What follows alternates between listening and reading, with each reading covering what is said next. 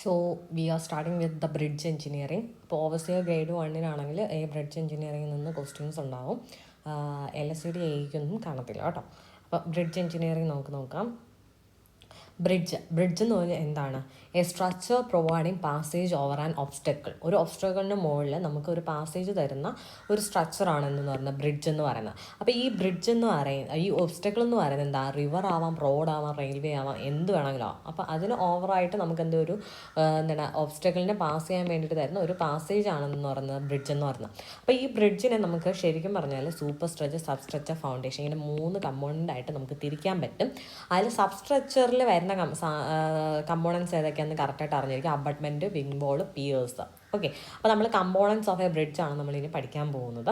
First one എന്ന് പറയുന്നത് abutment. Okay, abutment എന്ന് പറഞ്ഞാൽ N support of A super structure of A bridge. ഒരു ബ്രിഡ്ജിൻ്റെ എൻ സപ്പോർട്ട്സിനെ വിളിക്കുന്ന പേരാണെന്ന് പറയുന്നത് അബട്ട്മെൻറ്റ് എന്ന് പറയുന്നത്.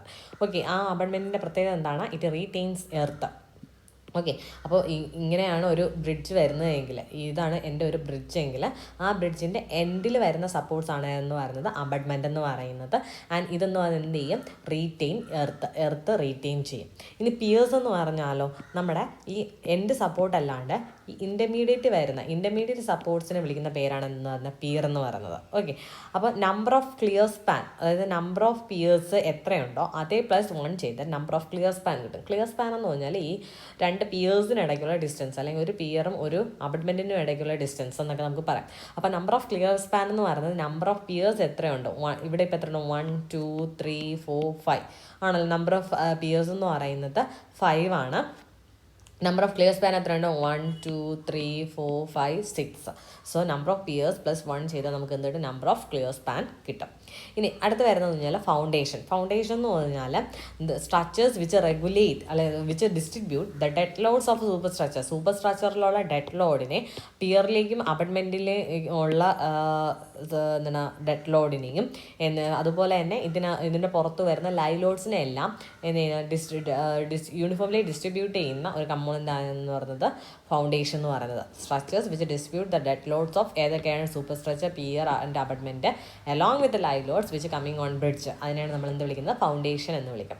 ഇനി വിങ് വാൾസ് ഉണ്ട്. വിങ് വാൾസ് എന്ന് പറഞ്ഞാൽ walls consider on both sides of അബട്ട്മെൻറ്റിൻ്റെ 2 സൈഡ് നമ്മൾ കൺസിഡർ ചെയ്യുന്നത്. അതായത് ഇത് രണ്ടുമാണ് എൻ്റെ അബട്ട്മെൻറ്റ് എന്നുണ്ടെങ്കിൽ ഈ 2 അബട്ട്മെൻറ്റിനും 2 സൈഡിലായിട്ട് ഞാൻ കൺസ്ട്രക്ട് ചെയ്യുന്ന വാളിനെയാണ് നമ്മൾ എന്ത് വിളിക്കുന്നത്? വിങ് വാൾ എന്ന് വിളിക്കുന്നത്. ഇതെന്തിനാണ്? To retain the embankment of അപ്രോച്ചസിൻ്റെ ഇങ്ങോട്ട് ബ്രിഡ്ജിലേക്ക് ഏതെങ്കിലും ഒരു റോഡോ എന്തെങ്കിലുമൊക്കെ കൊണ്ടുവരുന്ന ആ ഒരു ഭാഗത്തെയാണ് നമ്മൾ അപ്രോച്ചസ് എന്ന് പറയുന്നത്. ഓക്കെ, അതായത് ഈ ഒരു ബ്രിഡ്ജിൻ്റെ നിങ്ങൾ ഡാമിൻ്റെയൊക്കെ സൈറ്റിൽ പോയിട്ടുണ്ടെങ്കിൽ അറിയായിരിക്കും, ആ ഡാമിൻ്റെ മുകളിൽ കൂടി നമുക്ക് നടക്കാൻ പറ്റും. അവിടെ എന്തോ ഒരു ബ്രിഡ്ജ് കൊടുത്തിട്ടുണ്ട്. ചില സ്ഥലങ്ങളിൽ ബ്രിഡ്ജൊക്കെ വരുമ്പോഴത്തേക്കും റോഡൊക്കെ വന്ന് ആ ബ്രിഡ്ജിൽ തീരുന്നത്. അപ്പോൾ അവിടെ അതിനെയാണ് നമ്മൾ എന്ത് വിളിക്കുന്നത്? അപ്രോച്ചസ് എന്ന് വിളിക്കുന്നത്. സോ ഈ വിങ് വാൾസ് എന്ന് പറഞ്ഞാൽ ഈ അപ്രോച്ചിൻ്റെ എല്ലാം എംബാക്ക്മെൻറ്റിനെ റീറ്റെയിൻ ചെയ്യുക. And also to protect them from wave action of stream water. അതായത് ഇവിടെ ചിലപ്പോൾ വാട്ടർ ബോഡീസിൻ്റെയൊക്കെ സൈഡിലായിരിക്കും നമ്മളിത് ഉണ്ടാക്കുന്നത്. സോ ആ ഒരു വാട്ടർ ബോഡീസിൽ നിന്നുള്ള വേവ് ആക്ഷനൊക്കെ പ്രിവെൻറ്റ് ചെയ്യുക, അതിൽ നിന്നൊക്കെ എന്ത് ചെയ്യുക? ആ ഒരു സ്ട്രക്ചറിനെ പ്രൊട്ടക്റ്റ് ചെയ്യുക എന്നുള്ളതാണ് വിങ് വാൾസിൻ്റെ ഫംഗ്ഷൻ എന്ന് പറയുന്നത്. അപ്പോൾ അപ്രോച്ചസ് എന്ന് പറഞ്ഞാൽ ഞാൻ പറഞ്ഞു എന്താണ്? നമ്മുടെ റോഡ്, റെയിൽവേ, ഇങ്ങനെയുള്ള സാധനങ്ങൾക്ക് ബ്രിഡ്ജുമായിട്ട് ചേരുന്ന ഭാഗത്ത് നമ്മൾ കൊടുക്കുന്ന കൺസ്ട്രക്ഷൻസിനെയാണ് നമ്മൾ അപ്രോച്ചസ് എന്ന് വിളിക്കുന്നത്. ഇനി സ്പാൻ എന്ന് പറഞ്ഞാൽ centre to centre system between 2 supports. അപ്പോൾ 2 സപ്പോർട്ട്സിനിടയിലുള്ള അതായത് ഇങ്ങനെയാണ് ഒരു ബ്രിഡ്ജ് പോകുന്നതെങ്കിൽ ഇതിൻ്റെ രണ്ടിൻ്റെയും ഇടയ്ക്കുള്ള സെൻറ്റർ ടു സെൻറ്റർ ഡിസ്റ്റൻസിനെയാണ് നമ്മൾ എന്ത് വിളിക്കുന്നത്? സ്പാൻ എന്ന് വിളിക്കുന്നത്. അപ്പോൾ ക്ലിയർ സ്പാൻ എന്ന് പറഞ്ഞാൽ എന്തായിരിക്കും? Distance between 2 supports. Distance between 2 supports എന്ന് പറഞ്ഞാൽ ഇങ്ങനെ. ഇത് നമ്മുടെ ക്ലിയർ സ്പാൻ ആണ്. Centre to centre distance between എടുക്കുകയാണെങ്കിൽ അതെന്താണ്? നമ്മുടെ സ്പാൻ ആണ്. ഇനിയുള്ള ഒരു ടേം എന്ന് പറഞ്ഞാൽ അപ്രോൺ. ഓക്കെ, നമ്മൾ എയർപോർട്ട് എഞ്ചിനീയറിംഗിൽ അപ്രോൺ പഠിച്ചു. അതെന്തായിരുന്നു? നമ്മുടെ എയർക്രാഫ്റ്റ് എല്ലാം പാർക്ക് ചെയ്തേക്കുന്ന സ്പേസിനെയാണ് നമ്മൾ അപ്രോൺ എന്ന് വിളിച്ചത്, അല്ലേ? ഇവിടെ എന്താണ് അപ്രോൺ എന്ന് കഴിഞ്ഞാൽ it is a layer of concrete, masonry, stone etcetera laid like flooring at entrance and outlet of culvert to prevent scour. അപ്പോൾ ഒരു കൾവേർട്ട് എന്ന് എന്താണ്? ബ്രിഡ്ജിൻ്റെ സ്മോൾ സൈസാണ് കൾവേർട്ട് എന്ന് പറയുന്നത്. അതിൻ്റെ എൻട്രൻസിൽ എക്സിറ്റിൽ നമ്മൾ കൊടുക്കുന്ന ഒരു കോൺക്രീറ്റ് അല്ലെങ്കിൽ മേസൺറി ആയിട്ടുള്ള ഒരു ലെയറിനെയാണ് നമ്മൾ എന്താ വിളിക്കുന്നത്? അപ്രോൺ എന്ന് വിളിക്കുന്നത്. അതുകൊണ്ടുള്ള ഒരു ഫ്ലോർ പോലെ ഇരിക്കും. ഓക്കെ, അതെന്താണ് സ്കോറിങ് പ്രിവെൻറ്റ് ചെയ്യുക, അതാണ് അപ്രോണിൻ്റെ ഫംഗ്ഷൻ എന്ന് പറയുന്നത്. ഇനി റെയിലിങ്സ് ഉണ്ട്, അതായത് ഷോർട്ട് പാരപ്പറ്റ് വാൾസ് ആണ്, അല്ലെങ്കിൽ റെയിലിങ്സ് എന്ന് വിളിക്കും. Along the road or railway on both sides to prevent persons or vehicles from falling from bridge or culvert. Bridge അല്ലെങ്കിൽ കൾവേർട്ടിൽ നിന്നും, അതായത് നമ്മൾ ഈ ബ്രിഡ്ജിൽ കൂടിയൊക്കെ നടക്കുമ്പോഴത്തേക്കും രണ്ട് സൈഡിലും എന്തുണ്ടായിരിക്കും, പാരപ്പറ്റ് വാൾ പോലെയോ റെയിലിങ്സ് പോലെയൊക്കെ കെട്ടിയിട്ടുണ്ട്. അതായത് നമ്മൾ അതിൽ നിന്നും പുറത്തേക്ക് വീഴാതെ പ്രിവെൻറ്റ് ചെയ്യുക, അതാണ് അതിൻ്റെ ഫംഗ്ഷൻ എന്ന് പറയുന്നത്. ഇനി ബിയറിങ്സ് ഉണ്ട്, അതായത് നമ്മൾ ഈ ബ്രിഡ്ജിൻ്റെ സൂപ്പർ സ്ട്രക്ചറിൽ നമ്മൾ പ്രൊവൈഡ് ചെയ്യുന്ന ഒരു സപ്പോർട്ടാണ് ഈ ബിയറിങ്സ് എന്ന് പറയുന്നത്. ഓക്കെ, അത് അബൺമെൻറ്റിൻ്റെയും പിയറിൻ്റെയും ഭാഗത്ത്, അതായത് നമ്മുടെ സപ്പോർട്ട് ഇവിടെ വരും. ഇതാണ് എൻ്റെ ബ്രിഡ്ജിൻ്റെ സ്ലാബ് എന്നുണ്ടെങ്കിൽ ഇതിന് രണ്ടിനിടയിൽ കൊടുക്കുന്ന ഈ ഒരു ഭാഗത്തിനാണ് നമ്മൾ എന്ത് വിളിക്കുന്നത്, ബിയറിങ്സ് എന്ന് വിളിക്കുന്നത്. എന്ത് വിളിക്കും, ബിയറിങ്സ് എന്ന് വിളിക്കാം. Okay, and allowing for longitudinal angular movement to main girders of bridge. Okay, then clearance, water clearance അല്ലെങ്കിൽ ഹൊറിസോണ്ടൽ ക്ലിയറൻസ് എന്ന് പറഞ്ഞാൽ is the minimum distance between specified position on a bridge. Okay, അപ്പോൾ clearance എന്ന് പറഞ്ഞാൽ എന്താണ്, clearance എന്ന് പറഞ്ഞാൽ water clearance എന്ന് പറഞ്ഞാൽ minimum distance between specified position on a bridge. നമ്മൾ ആ ഒരു ബ്രിഡ്ജിൽ ഏതെങ്കിലും രണ്ട് പൊസിഷൻ എടുത്തോ അത് തമ്മിലുള്ള മിനിമം ഡിസ്റ്റൻസ്, അതിനാണ് നമ്മൾ എന്ത് വിളിക്കുന്നത്, ക്ലിയറൻസ് എന്ന് വിളിക്കുന്നത്. ഇനി ലീനിയർ വാട്ടർ വേ ഉണ്ട്. ലീനിയർ വാട്ടർ വേ എന്ന് പറഞ്ഞാൽ it is A length which is available in the bridge. Okay, ആ ബ്രിഡ്ജിൽ അവൈലബിൾ ആയിട്ടുള്ള ലെങ്തിനെയാണ് നമ്മൾ എന്ത് വിളിക്കുന്നത്, ലീനിയർ വാട്ടർ വേ എന്ന് വിളിക്കുന്നത്. ഏതൊക്കെ തമ്മിലുള്ള ലെങ്ത് ആണ്, between extreme edge of a water surface at the highest flood level time measured at right angle to the abutment face. Okay, highest flood level ടൈമിൽ നമ്മൾ എന്ത് ചെയ്യുന്നു, നമ്മുടെ അബൺമെന്റിന്റെ ഫേസിന് എന്താണ് റൈറ്റ് ആംഗിൾസ് നമ്മൾ മെഷർ ചെയ്യുന്ന എന്താണ് length. Okay, length which is available in bridge between extreme edges. Okay, അതിനാണ് ലീനിയർ വാട്ടർ വേ എന്ന് വിളിക്കുന്നത്. ഇനി ഫ്രീ ബോർഡ് എന്ന് പറഞ്ഞാൽ vertical difference between high flood level and the level of the line passing through the crown of the road structure at its lowest point.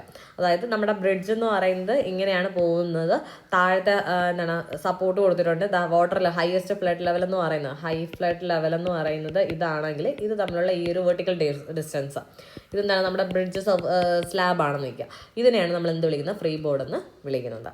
ഇനി highest flood level എന്ന് പറഞ്ഞാൽ എന്താണ്, it is the level of the highest flood ever recorded on A river or A stream. ആ ഒരു river അല്ലെങ്കിൽ സ്ട്രീമിൽ അതുവരെ record ചെയ്തിട്ടുള്ള ഏറ്റവും വലിയ ഫ്ലഡ് ഉണ്ടായിട്ടുള്ള ഹയസ്റ്റ് ലെവൽ, അതിനെയാണ് ഹയസ്റ്റ് ഫ്ലഡ് ലെവൽ എന്ന് വിളിക്കുന്നത്. അപ്പോൾ എന്താണ് ലോ വാട്ടർ ലെവൽ, അതായത് ആ ഒരു ഡ്രൈ വെതർ കണ്ടീഷനിൽ ആ ഒരു റിവറിൽ എന്തുമാത്രം മിനിമം വാട്ടർ ലെവൽ എത്തിയിട്ടുണ്ട്, അതിനെയാണ് ലോ വാട്ടർ ലെവൽ എന്ന് വിളിക്കുന്നത്.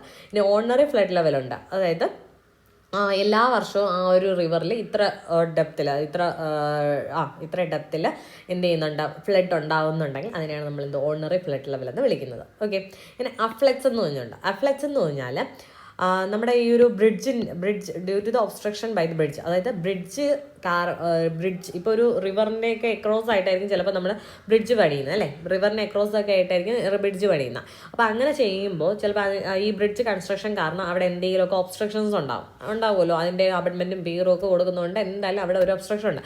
അപ്പോൾ ഈ ഒബ്സ്ട്രക്ഷൻ കാരണം റിവർ വാട്ടർ ലെവലിൽ ഒരു റൈസ് ഉണ്ടാവും, അതിനാണ് നമ്മൾ എന്ത് വിളിക്കുന്നത്, അഫ്ലക്സ് എന്ന് വിളിക്കുന്നത്. ഇനി water way, the cross sectional area through which the water flows under a bridge is known as water way of the bridge. Okay, അപ്പോൾ വാട്ടർ വേ എന്ന് പറഞ്ഞാൽ എന്താണ്, ആ ബ്രിഡ്ജിന് താഴെ കൂടി ഏത് ക്രോസ് സെക്ഷണൽ ഏരിയയിൽ കൂടിയാണോ ആ വാട്ടർ ഫ്ലോ ചെയ്യുന്നത് അതിനെയാണ് എന്ത് വിളിക്കുന്നത്, വാട്ടർ വേ എന്ന് വിളിക്കുന്നത്. അടുത്ത് വരുന്നത് കാച്ച്മെൻറ്റ് ഏരിയ. കാച്ച്മെൻറ്റ് ഏരിയ എന്ന് പറഞ്ഞാൽ it is a area from which rainfall flows in to a drainage line, out fall or reservoirs etcetera. Okay, അതായത് റെയിൻഫോള് ഫ്ലോ ചെയ്ത് അതെന്ത് ചെയ്യുക, ഫൈനൽ എത്തുന്നവരെ ഒരു റിസർവോയറിൽ എന്തെങ്കിലും എത്തുന്നത് വരെയുള്ള ആ ഒരു ഫ്ലോ ചെയ്യുന്ന എല്ലാ ഏരിയയും നമ്മൾ എന്തിനകത്ത് എടുക്കാം, കാച്ച്മെൻറ്റ് ഏരിയയിൽ എടുക്കാം. The boundary line of this basin is called water shed. അപ്പോൾ ഈ ഒരു ബേസിൻ്റെ ബൗണ്ടറി ലൈനിൽ നമ്മൾ എന്ത് വിളിക്കുന്നു, വാട്ടർ ഷെഡ് എന്ന് വിളിക്കുന്നത്. It is the area from which rainfall flows in to a drainage line, outfall or reservoir etcetera. അപ്പോൾ അതിലേക്ക് എത്തുന്നത് വരെയുള്ള ആ ഒരു ടോട്ടൽ ഏരിയ എന്ത് തന്നെയാണ്, കാച്ച്മെൻറ്റ് ഏരിയയാണ്.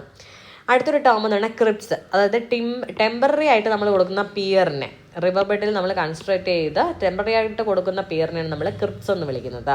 So it is A temporary structure. ഇനി റിവെറ്റ്മെൻ്റ് ഉണ്ട്. റിവെറ്റ്മെൻ്റ് എന്ന് പറഞ്ഞാൽ this is made of stone or concrete blocks or mattresses placed on the bottom or banks of a river for minimizing the controlling the erosion. അപ്പോൾ ആ ഒരു റിവറിൻ്റെ ബോട്ടത്തിൽ അല്ലെങ്കിൽ ബാങ്ക്സിൽ നമ്മൾ എന്ത് ചെയ്യും, സ്റ്റോൺ അല്ലെങ്കിൽ കോൺക്രീറ്റ് ബ്ലോക്സ് കൊണ്ട് ഒരു മാട്രസ് പോലെ കിടക്കും. ഇത് എന്തിനാണ് കൊടുക്കുന്നത്? ഇറോഷൻ കൺട്രോൾ ചെയ്യാനാണ് നമ്മളിത് ചെയ്യുന്നത്. അതിനെയാണ് നമ്മൾ എന്ത് വിളിക്കുന്നത്? റിവറ്റ്മെൻ്റ് എന്ന് വിളിക്കുന്നത്.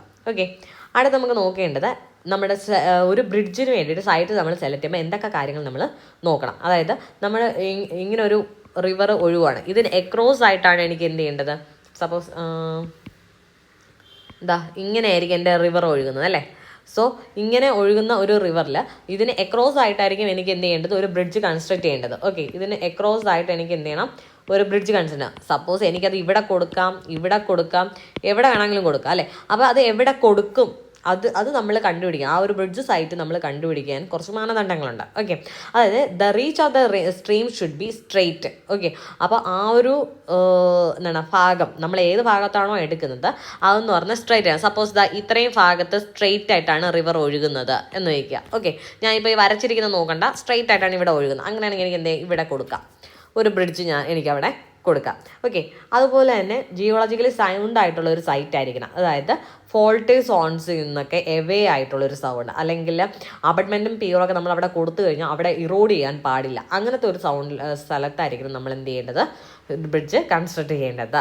അതുപോലെ the stream should be narrow and well defined and firm banks. അപ്പോൾ നാരോ അല്ലെ, ഈ ഒരു സ്പേസിൽ നാരോ ആണ്, ഇത്രയും ഇതിൽ സ്ട്രെയിറ്റും ആണ്. സോ നമുക്ക് എന്ത് ചെയ്യാം?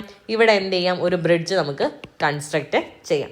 പിന്നെ river flow should be without whirls and cross currents. അപ്പോൾ അതായത് വേൾഡ്സും ക്രോസ് കറൻസ് ഒന്നും ഇല്ലാണ്ടുള്ള ഒരു സ്ഥലം ആയിരിക്കണം.